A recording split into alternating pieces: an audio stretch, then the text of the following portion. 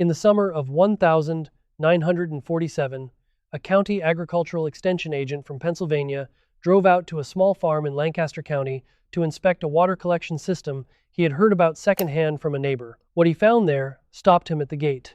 A single Amish family, on a plot no bigger than most American backyards today, was running a self-sustaining irrigation network that cost them almost nothing to build, nothing to maintain, and produced enough consistent moisture to keep 6 intensively planted beds loaded with vegetables through one of the driest summers on record in the region.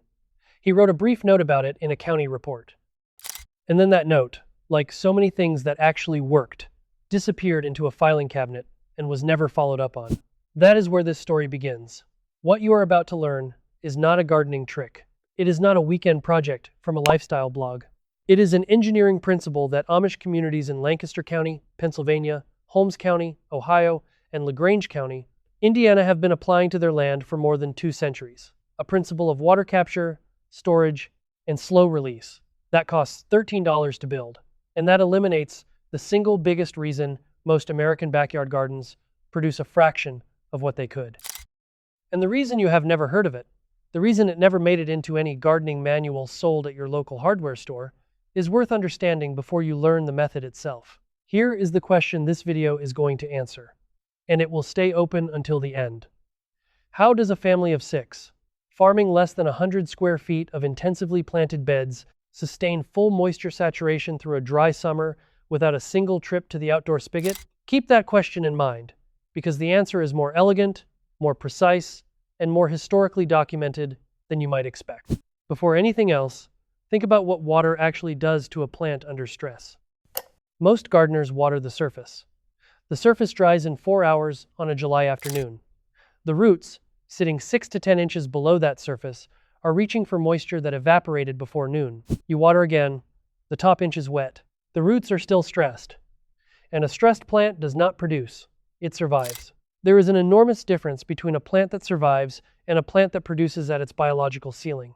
And that difference is almost entirely about consistent, deep moisture at the root level. The Amish understood this, not as theory, but as observable fact, generation after generation, watching their beds outperform everything around them. Now here is where the historical record gets uncomfortable for some very powerful interests in the American agricultural supply chain. Through the 1950s and into the early 1960s, the American home garden was still a serious producer. According to USDA records from that era, a well-managed quarter-acre family garden in the Midwest or Mid-Atlantic states could supply the majority of a family's vegetable consumption through the summer and, if preserved correctly, well into winter. Your grandfather did not go to the grocery store for tomatoes in August. He went to the backyard. And if he was doing it right, if he had learned even a fraction of what the Amish in Lancaster County had been doing since before the Civil War, his backyard was not producing a basket of tomatoes. It was producing hundreds of pounds of food from what looked like a very small piece of ground. If you have a garden and you are tired of being told it can only produce a fraction of what it should, drop the number 47 inches in the comments. Or even better, tell us what state you garden in. Let's see how many of us are out there growing in backyards that should be producing 5 times more than they do. Something happened in 1965 that most American gardeners never connected to the decline of their own productive output.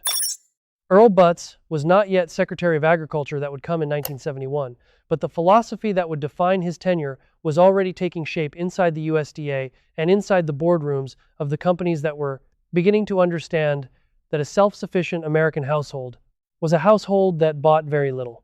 Butz's famous directive to American farmers was brutal in its clarity. Get big or get out. Plant fence row to fence row. Specialize. Scale. The small, diversified, intensively productive family garden was not the enemy of this model. It was simply irrelevant to it.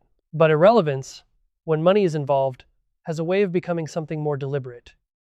The Plant Variety Protection Act of 1970 changed the seed market in ways that are still unfolding today.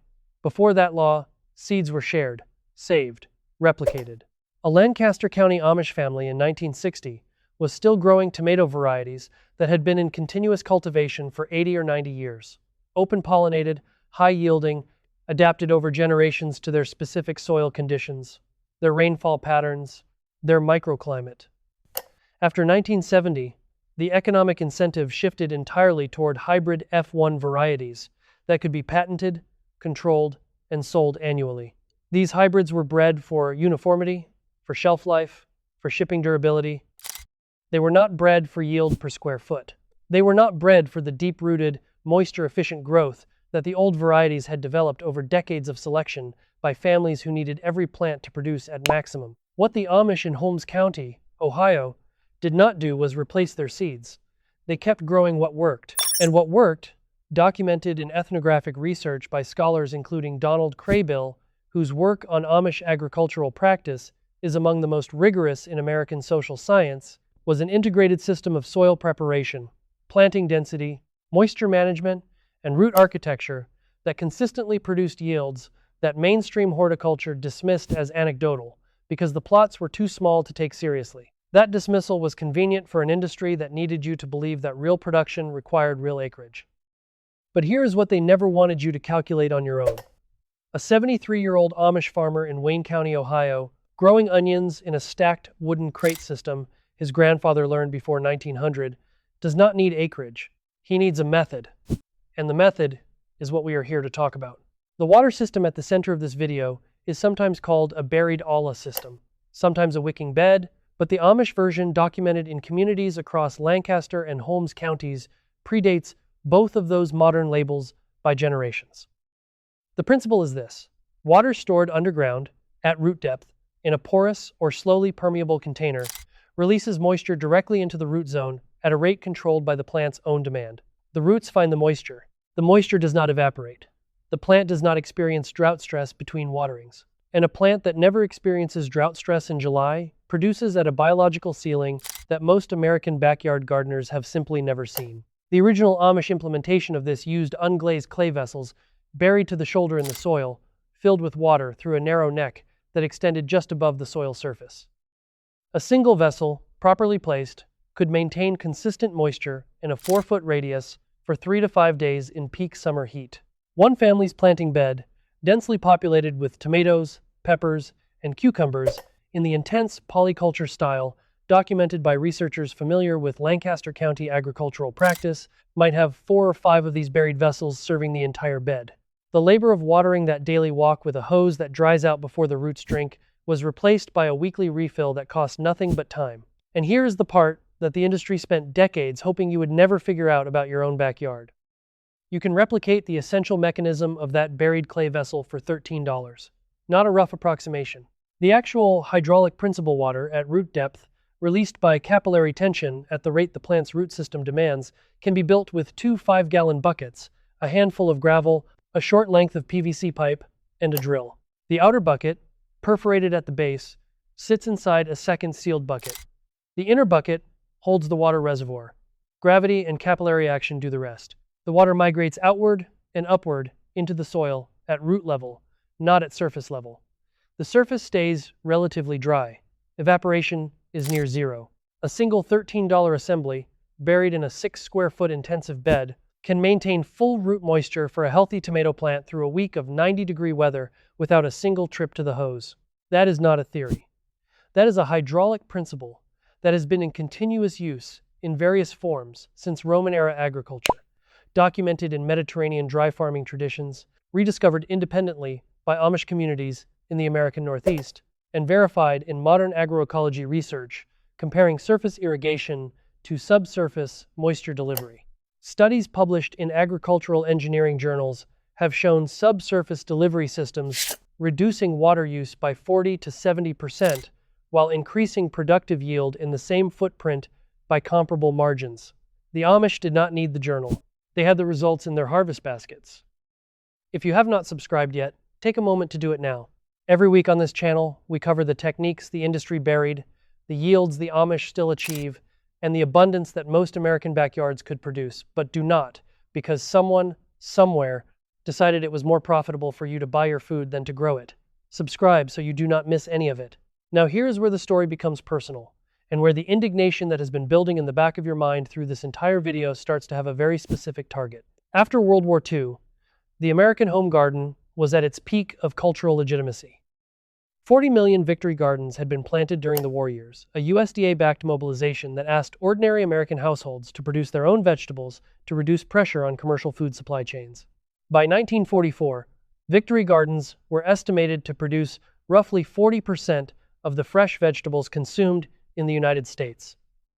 40%. From backyards, from empty lots, from rooftops, from the kind of small spaces that you have been told by every magazine and every television segment and every hardware store display can only produce a few tomatoes and some herbs. In 1946, the war ended. In the years immediately following, the government's promotion of home food production quietly evaporated. The language of food self-sufficiency, which had been patriotic during wartime, became irrelevant in peacetime, or more accurately, became inconvenient to an emerging food industry that needed American households to become consumers, not producers. By the mid-1950s, the cultural narrative around home gardening had shifted from abundance to hobby, from production to recreation, from feeding your family to growing a little something extra. That shift was not accidental. It was the natural consequence of an economy that was building itself around the idea that food was something you purchased, not something you grew. The Amish did not make that shift. In Holmes County, Ohio, in Lancaster County, Pennsylvania, in LaGrange County, Indiana, families continued doing exactly what they had been doing for generations, producing a substantial portion of their own food from intensively managed, densely planted, carefully watered small plots. They did not need scale, they needed precision. And the water system was the foundation of that precision, because in a densely planted, intensive bed where you might have 30 plants in 6 square feet, inconsistent moisture does not just reduce yield, it collapses the entire productivity of the planting. Think about what your grandfather's garden looked like in 1955. If he was working a serious patch, not a hobby garden, a producing garden, he probably had a system you may have never thought to ask about. A barrel near the garden. Some kind of buried clay pot or perforated tin sunk into the earth near his tomatoes. A mulch so thick you could not see the soil surface. These were not decorative choices. These were engineering decisions made by someone who understood, without formal horticulture training, that moisture stability at root level was the variable that separated a basket of tomatoes from 300 pounds of them. And he learned that from his father. And his father learned it from a generation that had been doing it longer than any agricultural school in America has been in existence. What killed that knowledge was not ignorance. It was prosperity. The expanding post-war American economy made it easy, and then easier, and then cheaper to buy food at the grocery store than to produce it. The garden shrank from a productive asset to a weekend distraction. The techniques that required attention, the buried water vessels, the dense polycultures, the precise pruning that forced a single tomato plant to allocate all its energy toward fruit rather than canopy. Those techniques faded because no one needed to maximize yield from a small space when the supermarket was 5 minutes away and produce was cheap. Cheap, that is, until it wasn't. Cheap until supply chains became fragile.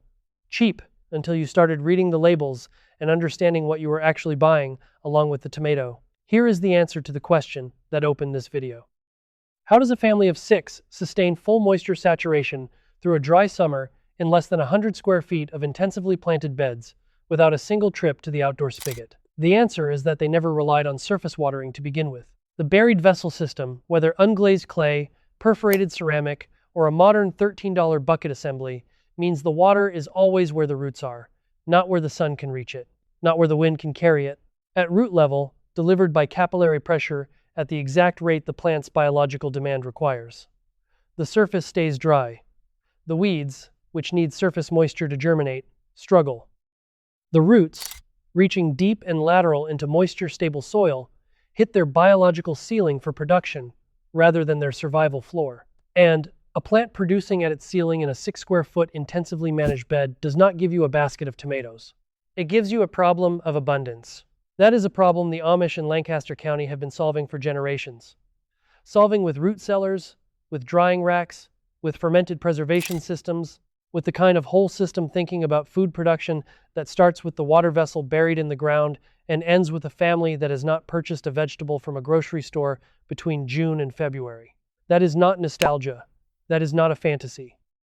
According to research documented in communities across the Amish settlements of Pennsylvania and Ohio, including observational work cited in ethnographic literature on Amish agricultural practice. This level of productive self-sufficiency from small, intensively managed plots remains common in communities that simply never accepted the premise that you need scale to produce abundance. And this is the moment you need to sit with for a second. You have a backyard. Maybe it is small. Maybe it is irregular. Maybe it has more shade than you would like. You have been told, directly or indirectly, by every force in American commercial culture for the last 70 years, that a backyard that size cannot produce serious food, that you need a real farm, or at minimum a serious acreage, to feed a family. That gardening at your scale is a supplemental hobby at best. And you may have believed it, because the evidence in your own garden, the tomatoes that never quite explode the way you expect, the beds that dry out between waterings, the plants that produce and then stall in August, seems to confirm it. But the evidence in your garden does not confirm the premise. It confirms the method. Change the method, and you change the output. The Amish farmer in Holmes County, with his buried clay vessels and his dense polycultures and his open-pollinated heirloom varieties selected over generations for yield per square foot rather than shelf life at Walmart, he is not working harder than you. He is working with a system that was engineered over 200 years of iterative refinement by people who could not afford to fail. His water system costs $13 to replicate. His planting density requires a tape measure and a seed catalog, not an acre. His output, from the same 6 square feet where your one tomato plant is fighting for moisture, is not 3 times yours. According to the principles documented across Amish intensive cultivation practice, it is closer to 10.